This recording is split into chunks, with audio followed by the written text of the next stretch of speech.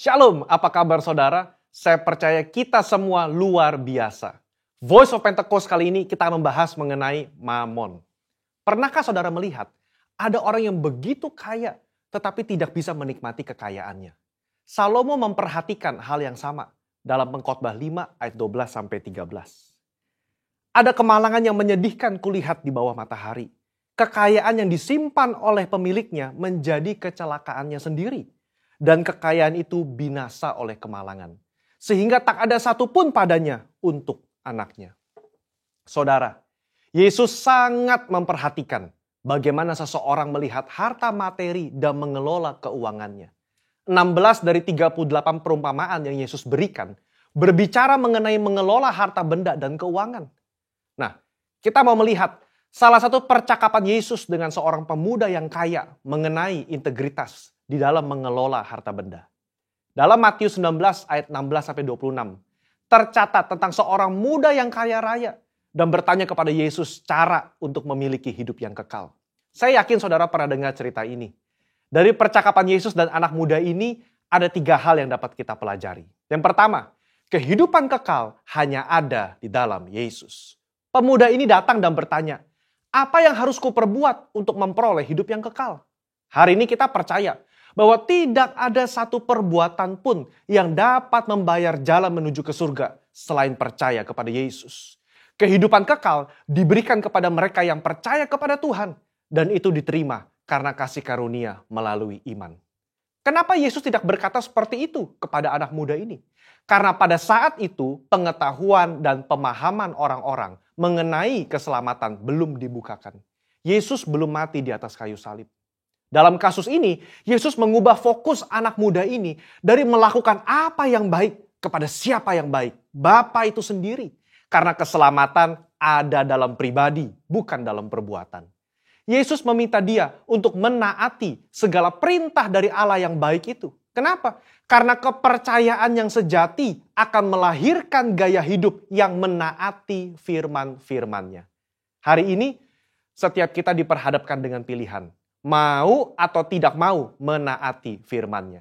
Dalam hal integritas, meskipun tidak ada orang yang melihat, apakah kita tetap menaati firman? Yohanes 14 ayat 15 berkata, jikalau kamu mengasihi aku, kamu akan menuruti segala perintahku. Yang kedua, jangan sampai Mamon menjadi Allah kita. Pemuda yang kaya ini dengan yakin berkata bahwa ia telah menaati seluruh hukum Taurat yang diajarkan oleh Musa kepada bangsa Israel. Jangan heran saudara, memang salah satu kebanggaan orang Farisi adalah mereka berusaha sungguh-sungguh menaati hukum ini sesempurna mungkin.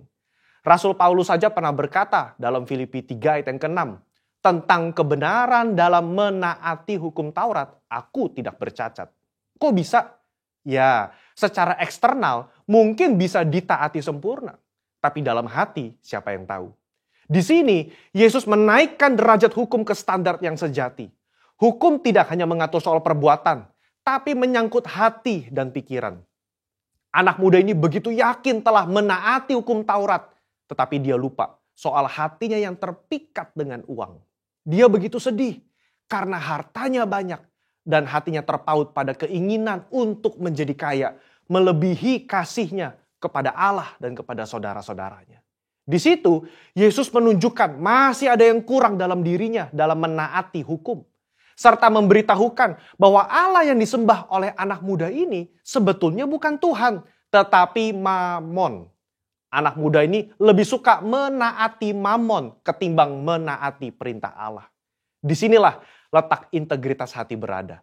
Kesesuaian pikiran dan hati terhadap firman Tuhan. Poin yang ketiga. Kita harus selalu mengecek motivasi hati kita. Matius mencatat, ketika orang muda itu mendengar perkataan itu, pergilah ia dengan sedih, sebab banyak hartanya. Kenapa dia sedih? Karena Yesus menunjukkan dengan jelas apa yang menjadi fokus utama dalam hidupnya, yaitu uang. Kedua, dia sedih karena meskipun sudah tahu akar masalahnya, dia tidak rela menukar harta duniawinya dengan harta di surga. Kehidupan kekal itu sendiri. Saudara, Allah begitu mengasihi saudara dan saya. Dia tidak rela kita tertipu dengan kenikmatan duniawi yang bersifat sementara. Padahal di surga nanti, kebahagiaan yang dia siapkan itu kekal adanya. Mungkin kita berpikir, biarlah di dunia hati saya fokus mencari uang dan uang dan uang. Nanti begitu di ujung kehidupan, baru saya berpikir soal surga dan Yesus. Tidak ada yang tahu kapan ajal menjemput atau kapan Tuhan datang menjemput kita. Yesus sudah berkata dalam Matius 6 ayat 24, tidak seorang pun dapat mengabdi kepada dua tuan. Kamu tidak dapat mengabdi kepada Allah dan kepada Mamon. Ini berbicara soal integritas hati kita di hadapan Tuhan. Orang yang terus-menerus berfokus kepada uang atau mamon akan kesulitan menempatkan Tuhan sebagai prioritas pertama dalam hidupnya. Percayalah, kita yang mencari dahulu kerajaan Allah dan kebenarannya, Tuhan akan cukupkan kebutuhan kita di dunia ini. Allah adalah Bapa yang baik, yang suka memberi berkat kepada anak-anaknya. Mari kita belajar mengucap syukur dan menerima berkat yang Tuhan berikan dengan rasa cukup.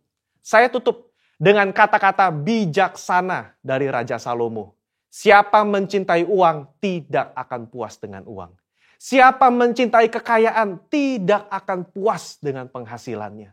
Saya berdoa, kita semua mengucap syukur atas berkat yang Tuhan beri dalam hidup ini. Dan biarlah hidup kita terus menjadi berkat bagi orang lain.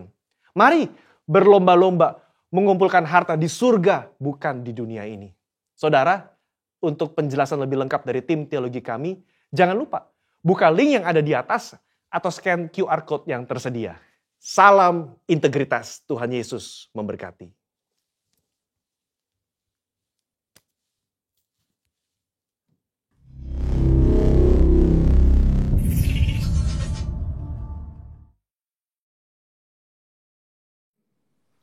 Mari kita sama-sama perkatakan Mazmur 91. Dalam lindungan Allah, orang yang duduk dalam lindungan yang maha tinggi dan bermalam dalam naungan yang maha kuasa akan berkata kepada Tuhan, tempat perlindunganku dan kubu pertahananku, Allahku yang kupercayai. Sungguh dialah yang akan melepaskan engkau dari jerat penangkap burung, dari penyakit sampar yang busuk. Dengan kepaknya ia akan menudungi engkau, di bawah sayapnya engkau akan berlindung. Kesetiaannya ialah perisai dan pagar tembok. Engkau tak usah takut terhadap kedahsyatan malam, terhadap panah yang terbang di waktu siang, terhadap penyakit sampar yang berjalan di dalam gelap, terhadap penyakit menular yang mengamuk di waktu petang. Walau 1.000 orang rebah di sisimu dan 10.000 di sebelah kananmu, tetapi itu tidak akan menimpamu. Engkau hanya menontonnya dengan matamu sendiri dan melihat pembalasan terhadap orang-orang fasik. Sebab Tuhan ialah tempat perlindunganmu, yang maha tinggi telah kau buat tempat perteduhanmu. Malapetaka tidak akan menimpa kamu, dan tulah tidak akan mendekat kepada kemahmu. Sebab malaikat-malaikatnya akan diperintahkannya kepadamu untuk menjaga engkau di segala jalanmu. Mereka akan menatang engkau di atas tangannya, supaya kakimu jangan terantuk kepada batu. Singa dan ular tedung akan kau langkahi, engkau akan menginjak anak singa dan ular naga. Sungguh hatinya melekat kepadaku, maka aku akan meluputkannya. Aku akan membentenginya sebab ia mengenal namaku. Bila ia berseru kepadaku, aku akan menjawab. Aku akan menyertai dia dalam kesesakan. Aku akan meluputkannya dan memuliakannya. Dengan panjang umur akan kukenyangkan dia dan akan kuperlihatkan kepadanya keselamatan daripadaku. Mari saudara kita deklarasikan Pentakosta ketiga. Pentakosta ketiga adalah pencurahan Roh Kudus yang dahsyat di zaman ini melebihi yang terjadi di Azusa Street.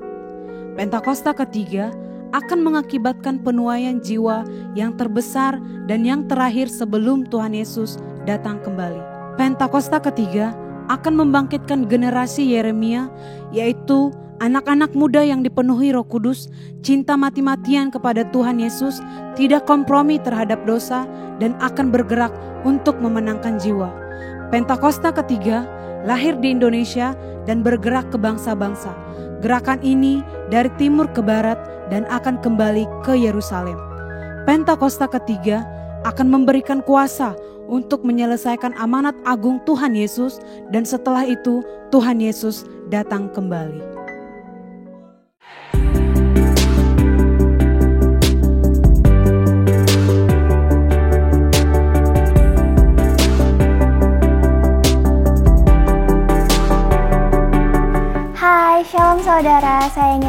menyapa saudara yang ada di sini maupun yang ada di rumah.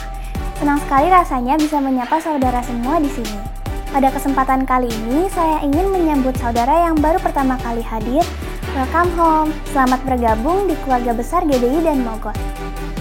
Bagi saudara yang rindu untuk didoakan, dapat mengisi permohonan doanya di mobile apps GBI dan Mogot, kemudian klik Help Center. Dan berikut adalah info sepekan.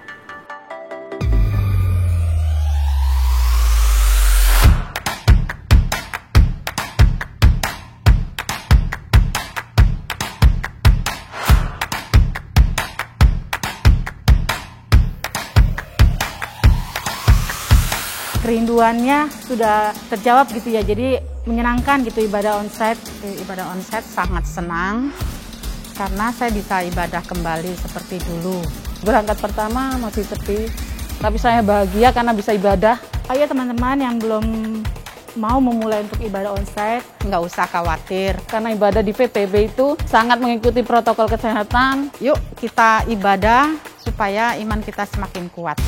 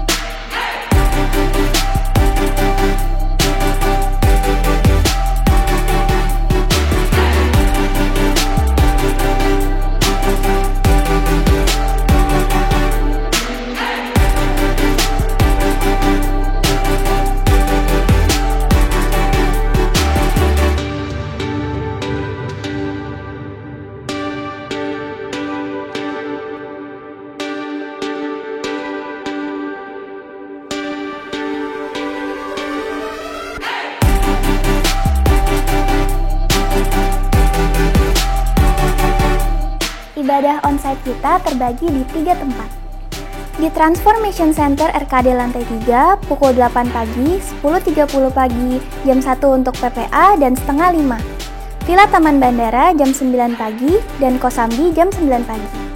Bagi saudara yang ingin kembali bergabung untuk ibadah onsite, dapat membooking seat melalui mobile apps GBI dan Mogot. Bagi saudara yang ingin tetap beribadah dari rumah, dapat melalui YouTube channel GBI dan Mogot. Sekian DM News minggu ini, salam sehat dan selamat beribadah.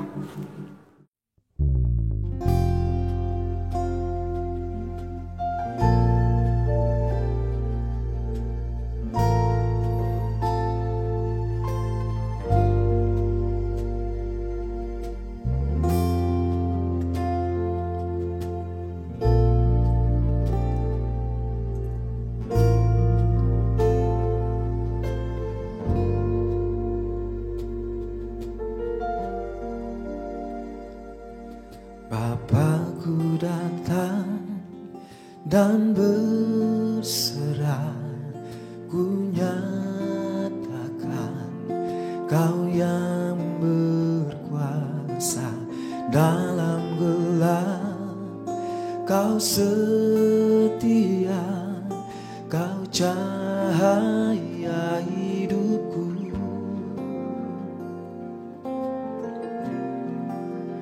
Kau kuatkan aku bertahan, Kau harapan dalam kesesakan.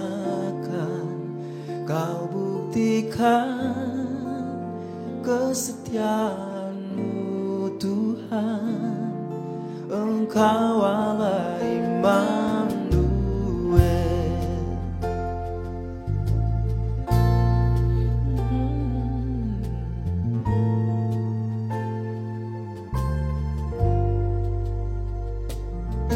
Bapakku datang untuk menyembah, ku nyatakan Kau yang bertata dalam lemah.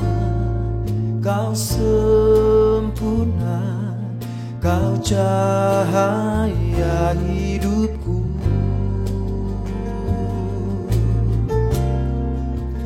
Kau kuatkan aku bertahan, kau harapan dalam kesesakan, kau buktikan kesetiaan-Mu Tuhan.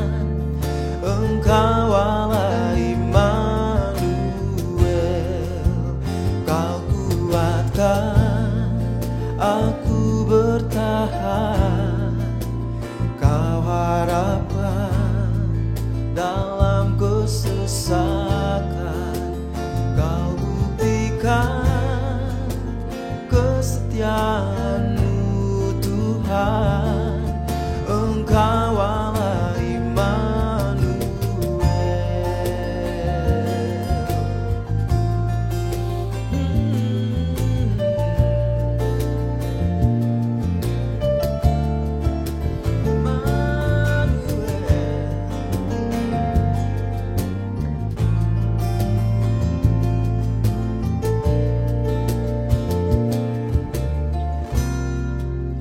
Kau kuatkan aku bertahan, kau harapan dalam kesesakan, kau buktikan kesetiaan-Mu Tuhan. Engkau Allah Immanuel, kau kuatkan aku bertahan, kau harapan dalam kesesakan, kau buktikan kesetiaan-Mu Tuhan. Engkau Allah Immanuel, kau kuatkan aku bertahan, kau harapan dalam kesesakan, kau buktikan kesetiaan-Mu Tuhan. Engkau Allah Immanuel, Engkau Allah Immanuel, Engkau Allah Immanuel.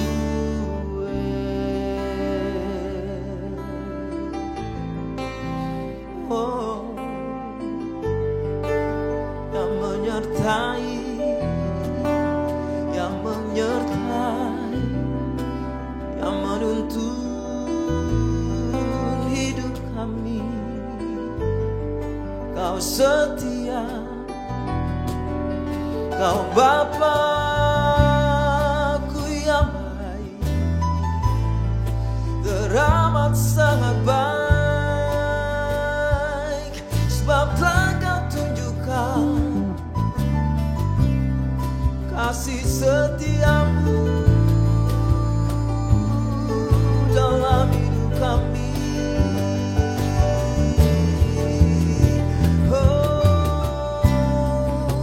Untuk selama-lamanya kasih-Mu pada setiap kami, kasih-Mu yang ajaib, sempurna anugerah-Mu abad.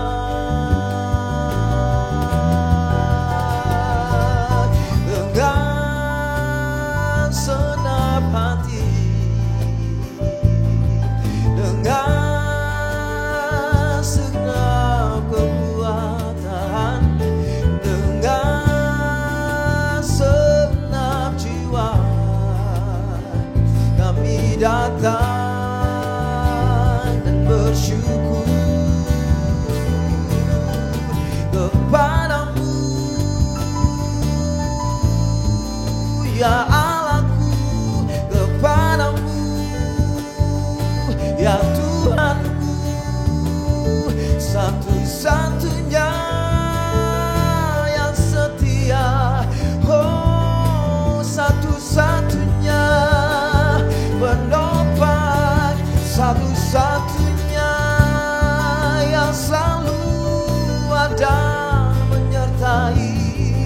bersama kami.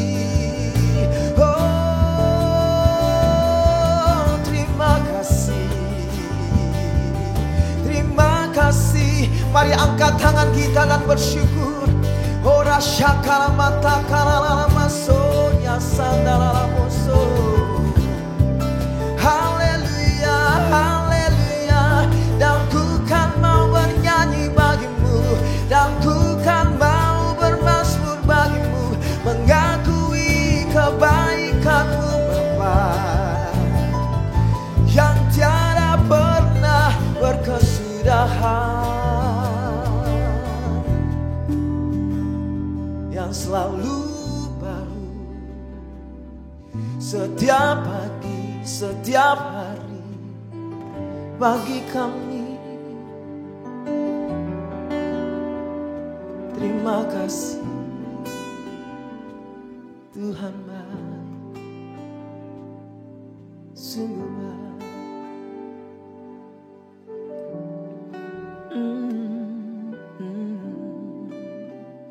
Dan untuk selama-lamanya Kau Allah pengharapan kami, yang kami percayai,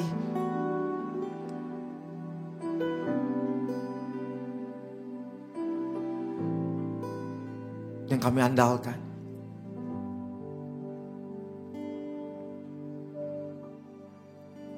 Kau kuatkan aku bertahan, Kau harapan dalam kesesakan, Kau tunjukkan kesetiaan-Mu Tuhan. Engkau Allah Immanuel, Kau kuatkan aku bertahan, Kau harapan dalam kesesakan, Kau buktikan kesetiaan-Mu Tuhan. Engkau Allah Immanuel, Engkau Allah Immanuel, Engkau Allah Immanuel.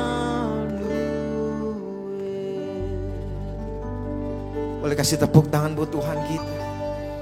Haleluya, haleluya. Shalom Bapak Ibu Saudara yang dikasihi Tuhan. Welcome home, selamat beribadah kembali bersama-sama dengan kita tentunya. Dan pagi hari ini kita boleh datang dengan hati yang bersyukur untuk apa yang Tuhan sudah buat berikan dalam hidup kita. Yang setuju boleh katakan amin. Boleh mungkin saudara yang di rumah boleh bangkit berdiri sebentar. Mungkin yang ibadah bersama dengan suami, istri, anak, opa, oma, bilang Tuhan baik. Katakan amin. Kasih tepuk tangan buat Tuhan kita yang baik. Haleluya. Haleluya. Come on. Mari kita bertepuk tangan bersama-sama. Firman Tuhan berkata, masuk gerbangnya dengan ucapan syukur, halamannya dengan pujian. Mari sama-sama kita pagi hari ini yang mau bersyukur, katakan pujian ini. Masuk gerbangnya bersyukur dengan penuh pujian, bersuka di hadiratnya, nyanyi besarkan agung namanya, puji dia tiuplah sangkakala, musik dan tarian, semua makhluk di bumi di surga, dengan senang hati angkat pujian, sebab Tuhan baik, sebab Tuhan baik, sebab Tuhan baik, anugerahnya kekal selamanya. Oh, sebab Tuhan baik, sebab Tuhan baik, sebab Tuhan baik, anugerahnya kekal selamanya.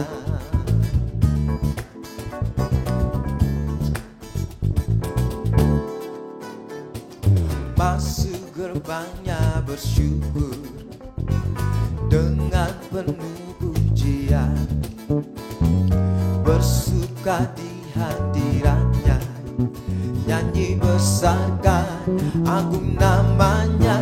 Puji dia, oh, oh, sangka kalah musik dan tarian, semua makhluk di bumi di surga dengan senang hati naikkan pujian. Sebab Tuhan baik,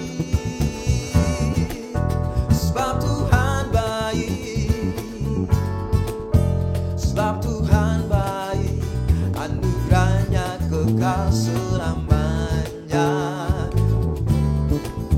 Sebab Tuhan baik, sebab Tuhan baik, sebab Tuhan baik, anugerahnya kekal selamanya.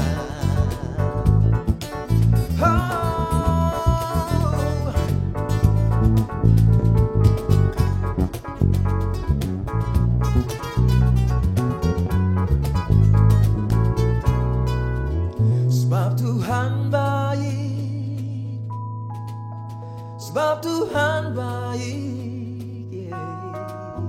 Sebab Tuhan baik, anugerahnya kekal selamanya. Sebab Tuhan baik, sebab Tuhan baik, oh. Sebab Tuhan baik, anugerahnya kekal selamanya. Oh, sebab Tuhan baik, sebab Tuhan baik, sebab Tuhan baik, anugerahnya kekal selamanya. Sebab Tuhan baik, sebab Tuhan baik, sebab Tuhan baik, anugerahnya kekal selamanya. Sebab Tuhan baik, anugerahnya kekal selamanya. Sebab Yesus baik,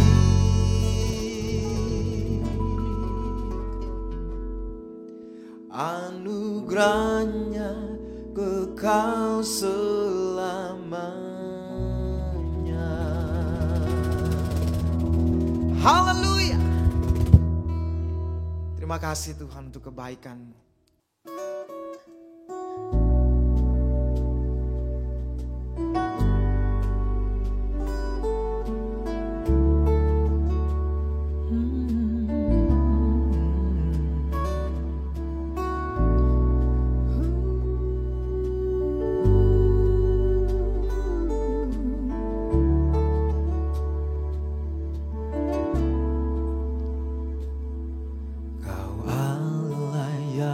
Setia, Bapa yang mulia, kasih-Mu besar Tuhan, Kau pulihkan hidupku, Kaulah harapanku, hidupku dalam-Mu. Terima kasih Tuhan, Kau selamatkan hidupku. Dengan apa kan ku balas segala kebaikan-Mu?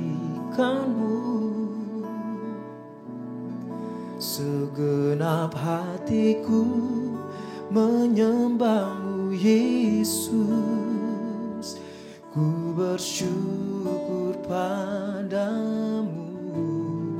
Dengan apa kan ku balas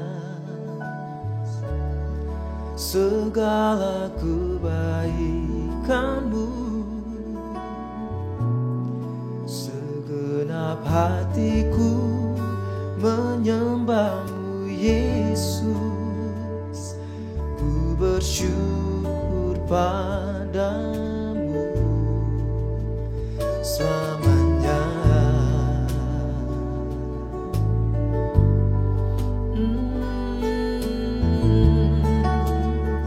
Dan kami bersyukur kepadamu Bapa.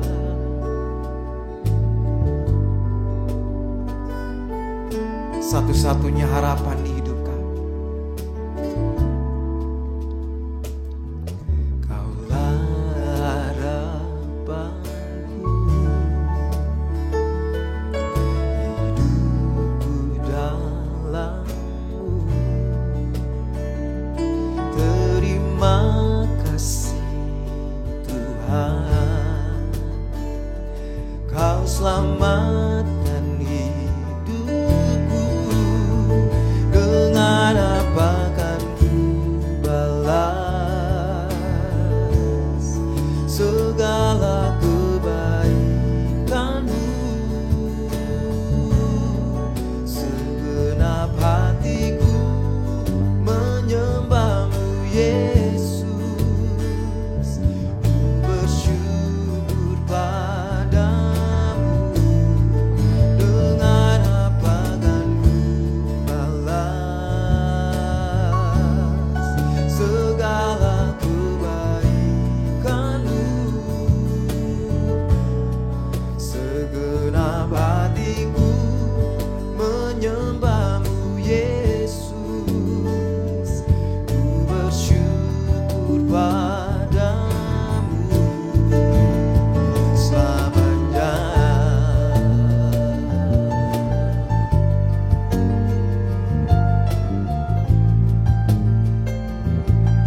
Kami mau bersyukur untuk rancangan-Mu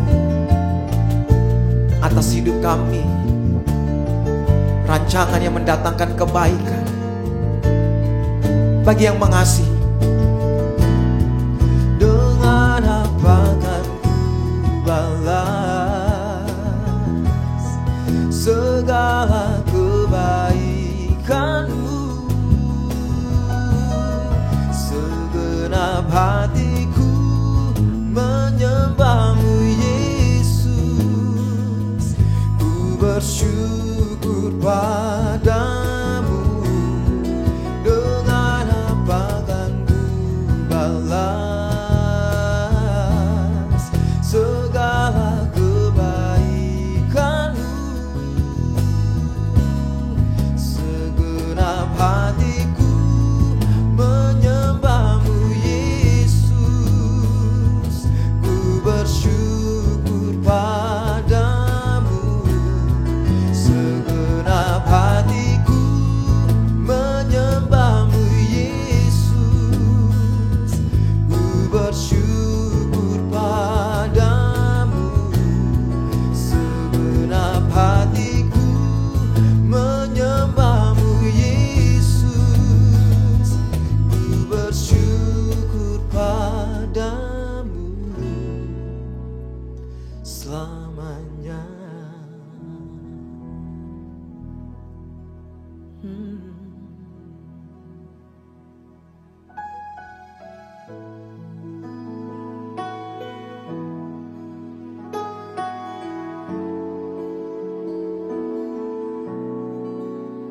Kalau hari ini kami ada, itu karena kasih.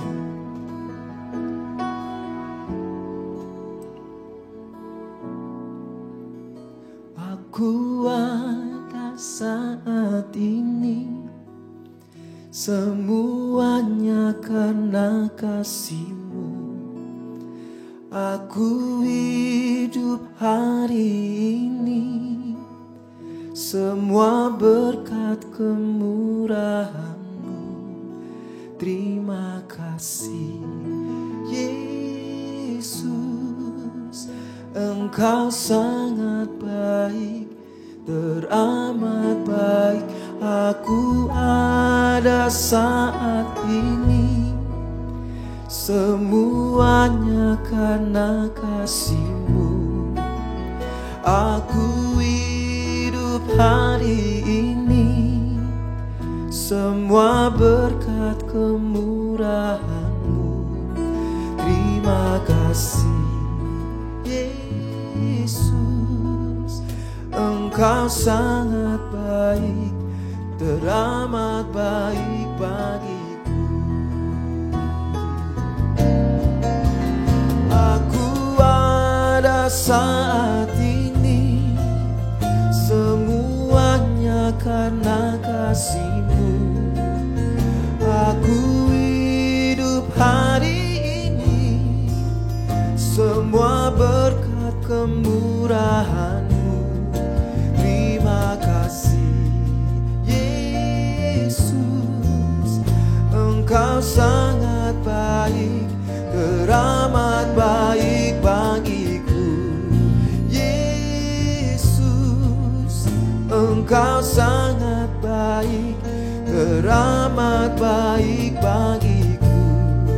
Yesus, Engkau sangat baik, teramat baik bagiku.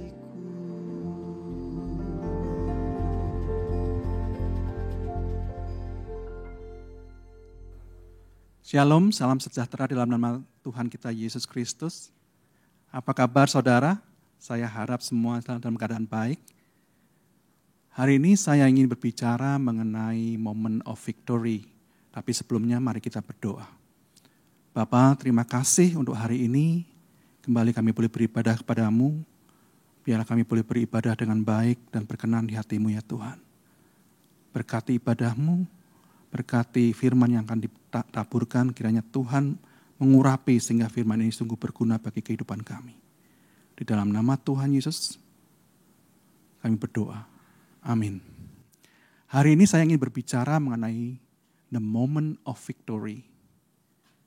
Kita tahu bahwa hari Paskah yang sudah kita lalui adalah saat kemenangan Tuhan Yesus melawan maut.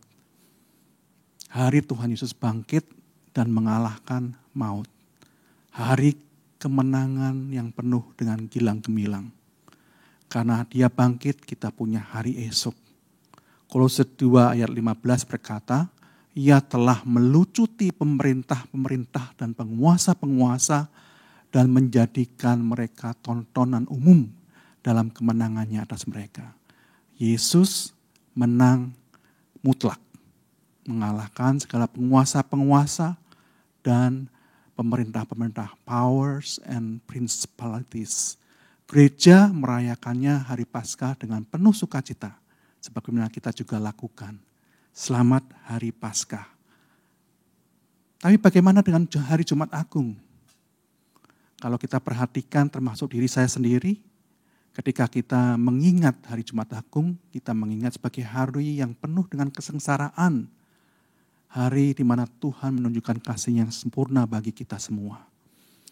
Gereja hening, gereja solemn ikut merasakan penderitaan Tuhan yang sangat tidak adil dan tidak manusiawi. Tidak ada sorak-sorai, tidak ada sukacita. Bahkan setiap kali saya membaca Alkitab saat Tuhan disalib atau menonton film The Passion of the Christ, saya sangat sedih. Feeling so sad. Tanpa sadar, kita telah terlalu fokus kepada penderitaan yang Tuhan alami. Padahal Alkitab mencatat bahwa kematian Tuhan Yesus di atas kayu salib itu juga adalah saat kemenangan. A victory moment. Seharusnya kita bisa bersorak-sorai dan bersukacita. Kalau tadi kita membaca ayat Kolose 2 ayat 15 di mana Tuhan menang secara mutlak dan mempertontonkan powers and principalities, pemerintah-pemerintah dan penguasa-penguasa sebagai tontonan umum. Kolose 2 ayat 15 didahului oleh Kolose 2 ayat 14 yang berkata demikian. Dengan menghapuskan surat hutang yang oleh ketentuan-ketentuan hukum mendakwa dan mengancam kita, dan itu ditiadakannya dengan memakukannya pada kayu salib. Jadi sebenarnya kemenangan Kolose 2:15 itu didahului dengan kematiannya di atas kayu salib. Memang secara fisik Yesus seolah-olah kalah, tapi dia menang terhadap kehendaknya, terhadap egonya. Dan bukankah itu kemenangan yang sejati, yang sebenarnya? Dari mana kita tahu Tuhan Yesus menang? Dari perkataan dan tindakan Tuhan Yesus saat dia di atas kayu salib. Itu segala perkataan dan tindakan Yesus di atas kayu salib bukan perkataan pecundang, tapi pemenang. Di saat penderitaan yang sangat amat sakit, Tuhan Yesus tidak mengeluh, tidak kecewa, marah, menolak manusia, tetapi justru menunjukkan kasih-Nya. Saat saya mengerti akan hal ini, yaitu saat kita seharusnya juga merayakan kemenangan pada hari Jumat Agung, saya mulai memperhatikan lebih antusias dan gembira perkataan dan tindakan Tuhan Yesus di atas kayu salib. Tidak ada perkataan Tuhan Yesus yang sia-sia, saudara. Semua punya arti dan tujuan, khususnya di atas kayu salib. Hari ini saya ingin membahas sebuah perkataan Tuhan Yesus di atas kayu salib. Ada sekitar 7 perkataan yang diucapkan Tuhan Yesus di atas kayu salib. Salah satunya yang terkenal adalah, "Ya Bapa, ampunilah mereka, sebab mereka tidak tahu apa yang mereka perbuat." Lukas 3 ayat 24. Ini perkataan seorang pemenang, bukan seorang pecundang, saudara.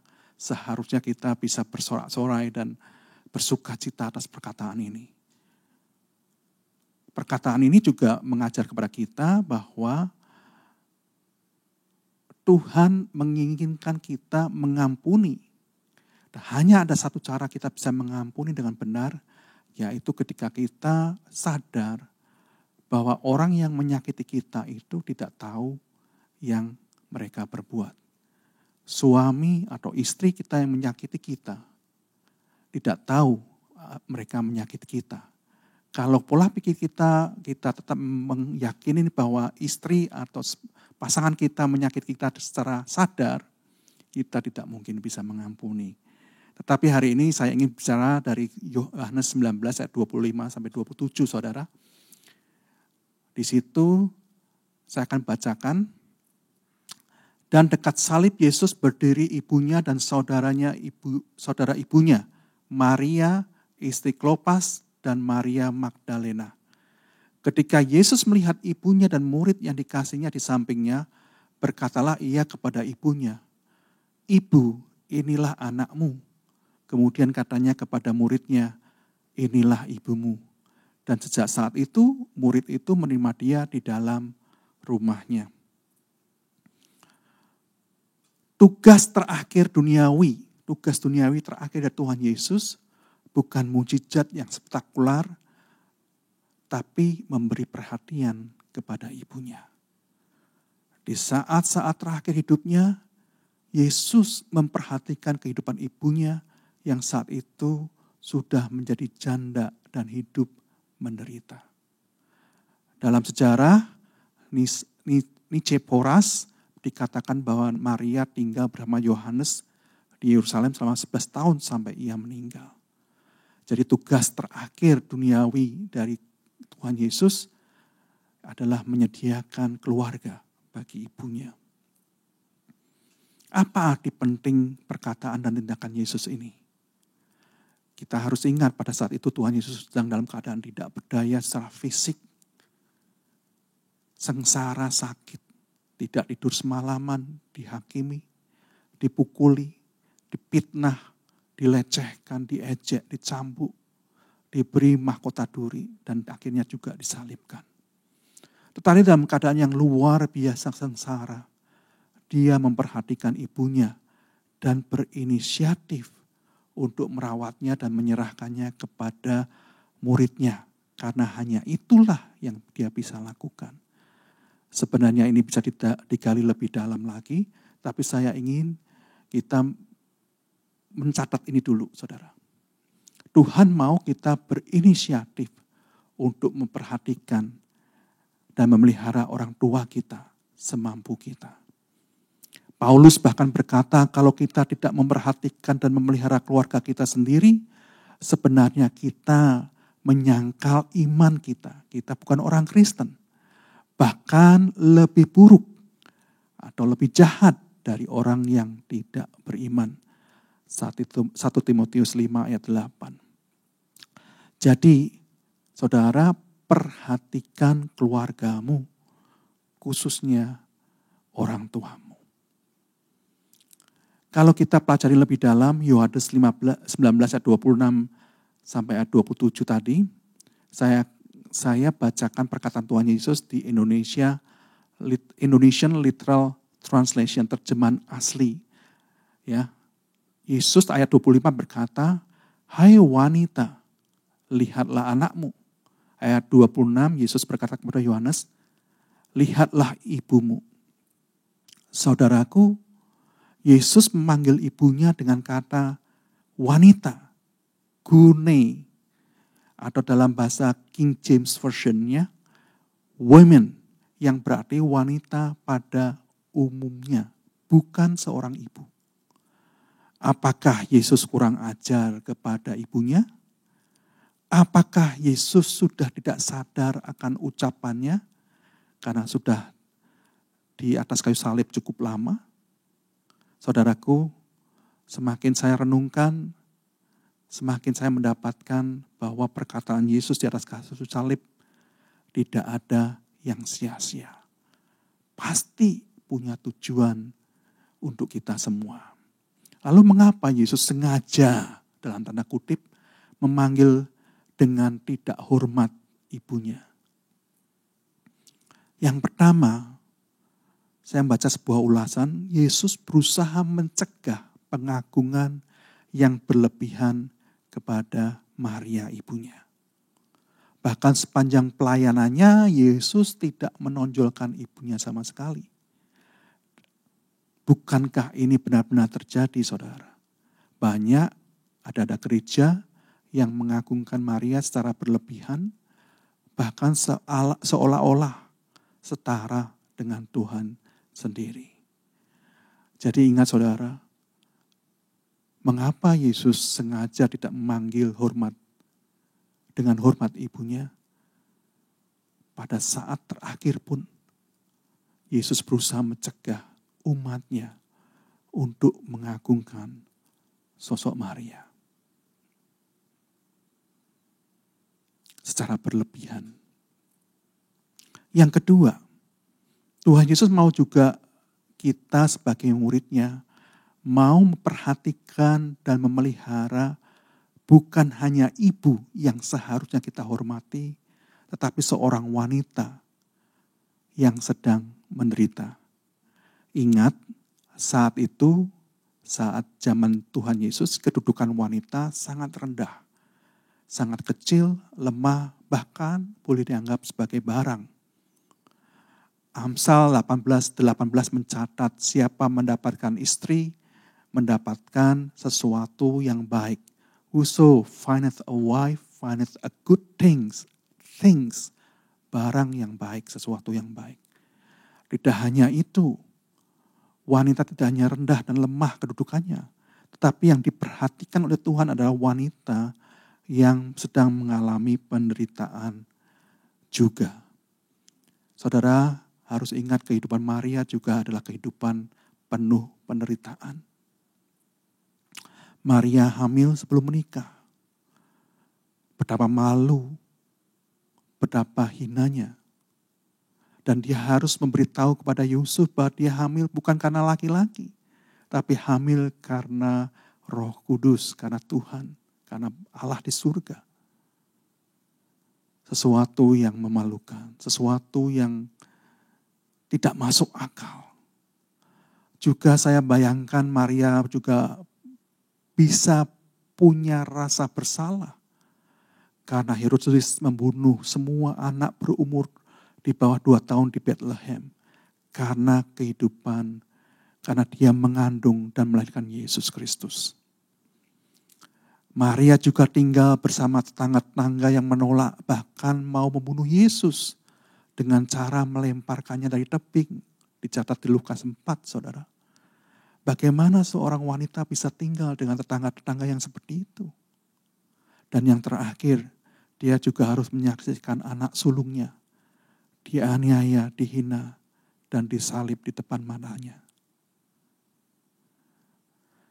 Simeon berkata kepada Maria di Lukas 2, suatu pedang akan menembus jiwamu sendiri. Jadi Maria tidak hanya dipanggil sebagai Yesus adalah seorang wanita secara umum yang berkedudukan lemah kecil di hadapan masyarakat. Tetapi juga seorang yang penuh dengan derita.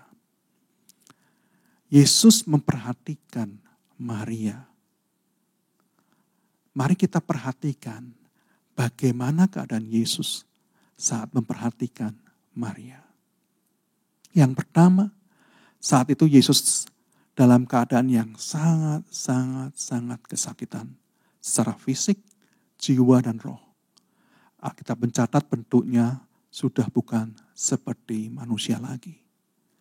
Dalam keadaan menderita yang begitu sangat, Yesus memperhatikan Maria. Luar biasa sekali. Bagaimana dengan kita?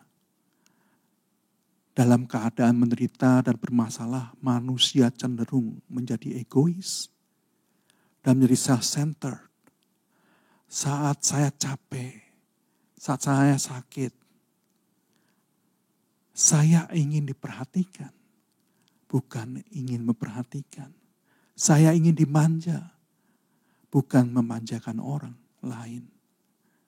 Saya ingin istri saya memberikan saya minum, memijit, bukan melayani orang lain, bukan melayani istri saya. Manusia saat mengalami penderitaan cenderung menjadi egois. Jadi di sini Yesus mengajarkan kita perlu memperhatikan orang yang lemah dan menderita. Justru di saat kita sendiri sedang menderita dan perlu perhatian. Wow. Saudara, yuk kita belajar akan hal ini. Pandemik ini membuat kita seringkali susah dan tertekan. Tapi Tuhan mau kita juga memperhatikan orang lain, orang kecil, orang lemah yang juga sedang menderita dan perlu perhatian. Pastor Rick Warren pernah berkata, melalui memperhatikan orang lain yang menderita, kita bisa pulih dari penderitaan yang kita hadapi. Perhatikan keadaan Yesus saat memperhatikan Maria. Yang pertama tadi adalah Tuhan Yesus dalam keadaannya yang sangat menderita. Tetapi yang kedua, saya ingin juga menjelaskan bahwa Yesus saat itu dalam keadaan yang sedang menyelesaikan tugas akhirnya. Tujuan utama hidupnya. Tugas maha penting dalam sejarah manusia. Tidak ada yang lebih penting. Oleh karena itu sampai sejarah dibedakan antara AD dan BC. Sebelum dan sesudah Kristus. Yaitu tugas apa saudara? Dia sedang menanggung dosa seluruh umat manusia. Wow, saudara bisa bayangkan. Bayangkan hukuman satu dosa membunuh. Hukumannya adalah paling tidak 10-15 tahun penjara. Kalau pembunuhan itu direncanakan, hukumannya adalah hukuman mati. Saat itu Yesus sedang menanggung hukuman miliaran, bahkan triliunan dosa. Membunuh, berzina, berdusta, dan segala macam kejahatan. Yesus sedang di titik kritis, seharusnya dia tidak punya waktu untuk memperhatikan orang yang kecil.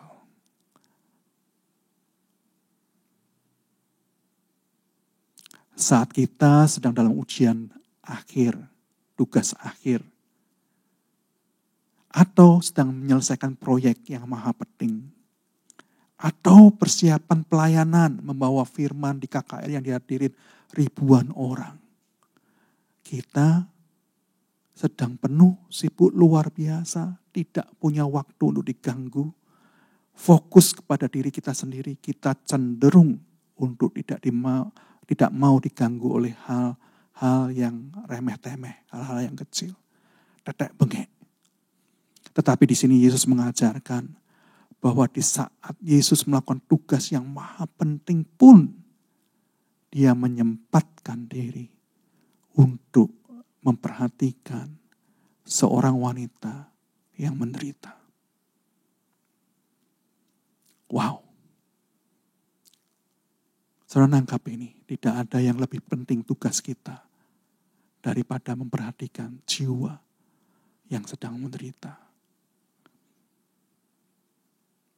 Matius 25, perumpamaan kambing dan domba mengajarkan bahwa kalau Yesus hadir dalam kehidupan kita, dia akan hadir sebagai saudara kita yang paling hina atau kecil yang butuh pertolongan.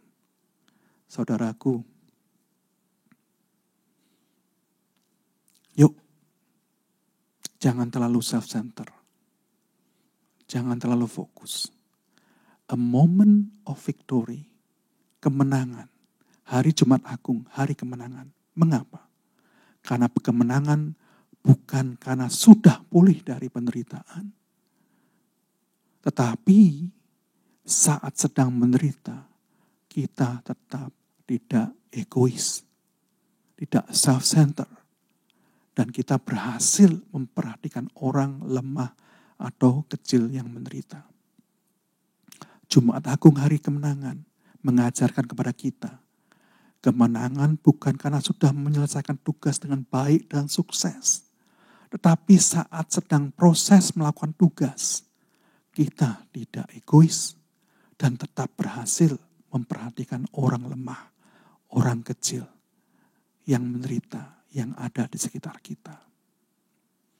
Di masa pandemik yang penuh dengan masalah dan penderitaan, Yesus mau kita memperhatikan pertama, khususnya keluarga, orang tua. Perhatikan dengan baik-baik. Dan yang kedua, orang-orang lemah yang sedang menderita, yang berada di sekitar kita. Biarlah kita secara pribadi maupun kolektif, secara mau menjadi seperti Yohanes, murid Yesus, yang mau menerima dan memelihara Maria yang menderita. Saudaraku, demikian firman Tuhan hari ini. Kita belajar Jumat Agung adalah hari kemenangan. Karena perkataan dan tindakan Tuhan Yesus yang luar biasa di atas kayu salib. Mari kita berdoa. Bapa, terima kasih untuk firman-Mu. Kami sudah belajar bahwa kemenangan yang sejati bukan karena sembuh dari sakit, dari penderitaan, dari tekanan, karena lepas dari masalah. Tapi pada saat kita bermasalah, kita berhasil memperhatikan orang-orang kecil yang menderita, orang-orang lemah yang menderita di sekitar kita, di sekitar kami. Kami juga belajar Tuhan hari ini. Kemenangan bukan karena melakukan tugas dengan sukses, dengan berhasil, menyelesaikannya dengan baik. Tapi juga pada saat sedang proses menyelesaikan tugas, kami bisa berhasil memperhatikan orang-orang lemah dan kecil yang ada di sekitar kita. Sekitar kami. Tuhan tolong kami. Mampukan kami mempunyai hati dan telinga sebagaimana Engkau ada ya Tuhan. Dan mampukan kami untuk membuka mata kami. Sehingga Engkau boleh mengirim seorang Maria, seorang janda, seorang yang lemah, seorang yang menderita ke kami ya Tuhan. Dan jadikan kami punya kekuatan dan kuasa seperti Yohanes yang mau memelihara Maria sampai akhir. Terima kasih Bapa, terima kasih untuk firman-Mu. Mampukan kami tidak hanya mendengarkan, tapi juga melakukan. Di dalam nama Tuhan Yesus Kristus kami berdoa. Amin. Ini saatnya kita memberi saudara, mari kita beri dengan penuh sukacita dan sukarela karena Tuhan berkenan atas pemberian yang demikian. Tuhan tidak berkenan ketika kita memberi dengan bersungut-sungut atau suatu kewajiban saudara. Yuk kita memberi dengan sukacita dan sukarela. Kita berdoa saat ini.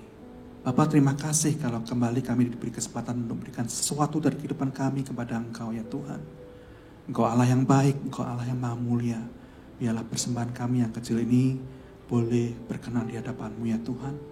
Dan biarlah persembahan kami ini benar-benar boleh digunakan dan dikelola dengan baik untuk kemuliaan nama Tuhan. Di dalam nama Tuhan Yesus kami berdoa. Amin. Masuk gerbangnya bersyukur dengan penuh pujian, bersuka di hadiratnya, nyanyi besarkan agung namanya, puji dia tiuplah sangkakala, musik dan tarian, semua makhluk di bumi di surga dengan senang hati angkat pujian, sebab Tuhan baik, sebab Tuhan baik, sebab Tuhan baik, anugerahnya kekal selamanya. Oh, sebab Tuhan baik, sebab Tuhan baik, sebab Tuhan baik, anugerahnya kekal selamanya.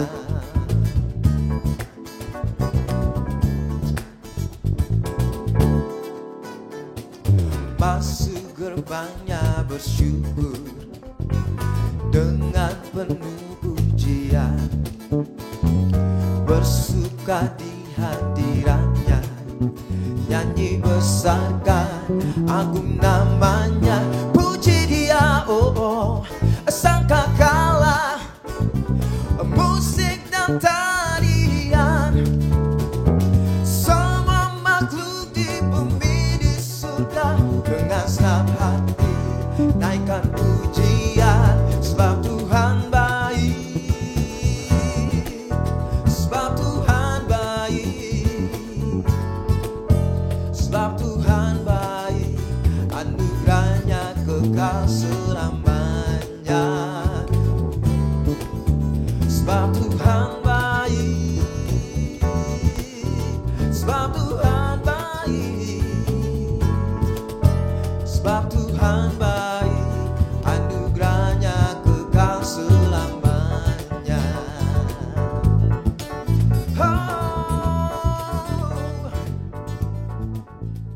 Dan saat ini kita akhiri ibadah kita dengan doa berkat. Mari angkat kedua tanganmu dan arahkan hatimu kepada Tuhan.